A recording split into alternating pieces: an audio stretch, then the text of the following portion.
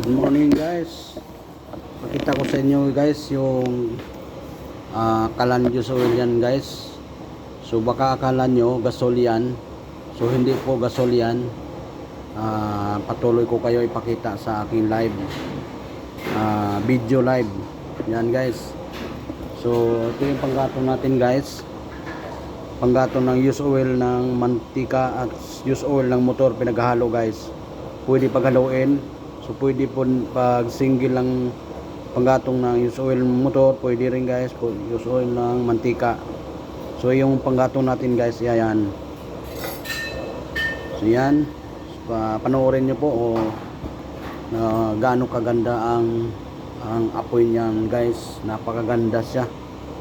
So ako mismo yan na gumawa yan guys. Microwave yan na sira yan guys. Ginawa ko ng kalan used oil. Yan ang bago na natong imbento guys. So yan ang natutunan natin sa pandemic na nakagawa tayo ng kalan used oil. Yun guys, mula nung pandemic to guys ginawa ko. So yan, napakaganda gamitin, sulit. Yan, panoorin nyo guys.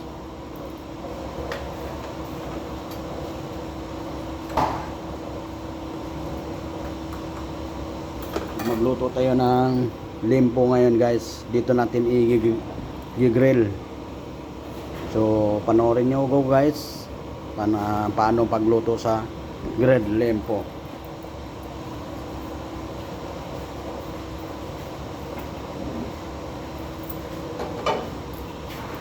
So yung panggatong natin guys, tabi muna natin para hindi matapon guys.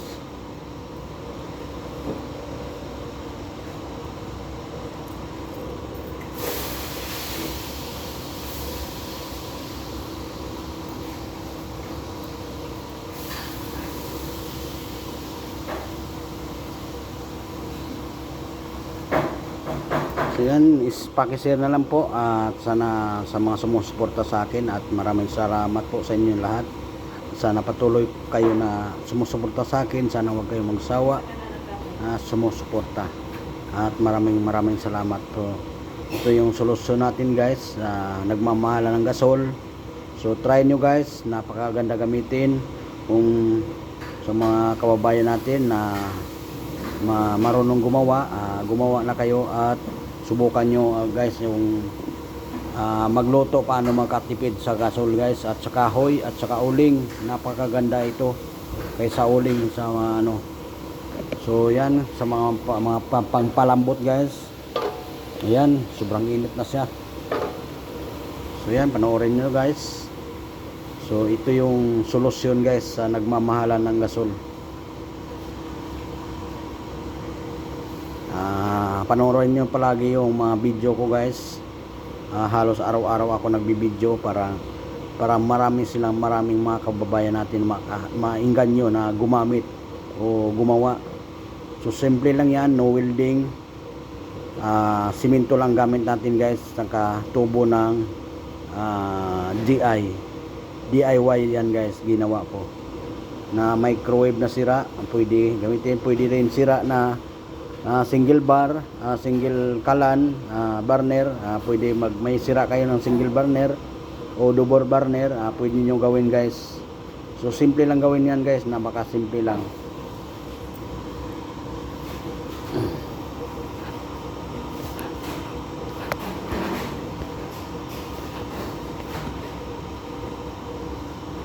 Yan. So yun.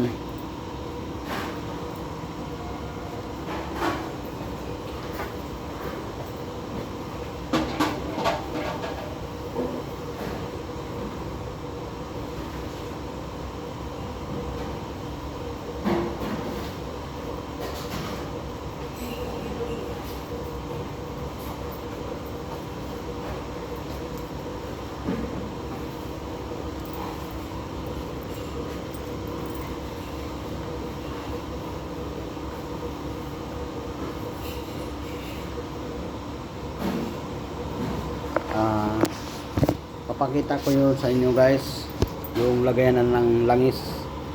So lagyanan nito papakita ko sa inyo. Ayan, ito yung lagyan ng langis guys. Ito yung blower pan 12 volt.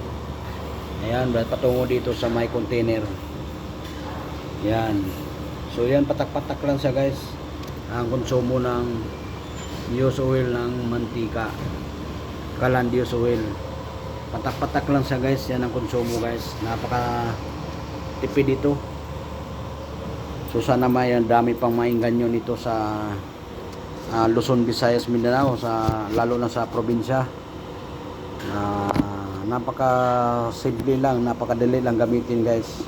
So panoorin nyo yung mga video ko.